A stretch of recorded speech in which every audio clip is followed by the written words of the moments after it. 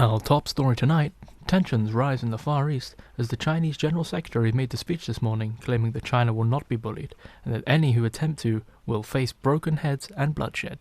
谁妄想这样干，必将在14多亿中国人民用血肉铸成的钢铁长城面前碰得头破血流。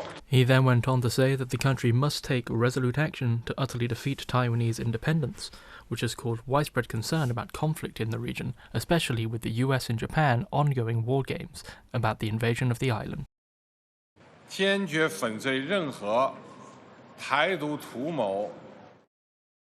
The UN met today to discuss recent posturing by the PLA, after China's recent announcement regarding all eyes on China today as the nation is struck by a series of terror attacks. Whilst no group has claimed responsibility for these actions, China lays the blame on Taiwanese independence movements.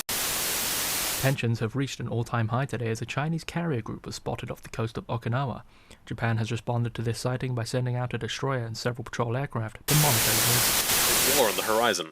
Today, just 1 week after the incident in the East China Sea, an Australian patrol ship, the HMAS Broome, was fired upon by Chinese jets in the South China Sea.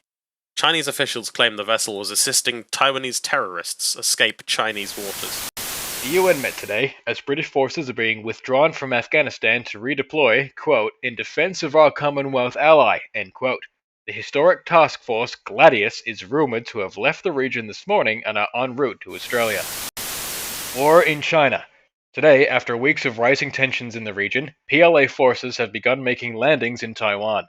Reports from the region are coming in slowly, but the ROC has confirmed it's begun armed resistance, appealing to the UN for assistance. Today, the UN made calls for Chinese aggression against the ROC to cease, as more landings were made in Penghao, Kinmen, and Taiping. China has responded by recalling all of its diplomats and embassy staff from all across the Western world. As fighting continues across the ROC, China today has made a statement it will not hesitate to retaliate in force of those who aid the ROC insurgents. This announcement appears to have come in response to a joint Korean-Japanese task force that entered the East China Sea last night. This morning, all eyes are firmly fixed upon China as the United States responds to Chinese threats.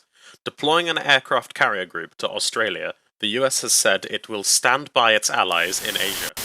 Russia has declared its neutrality this morning, claiming no wish to involve itself in another world war.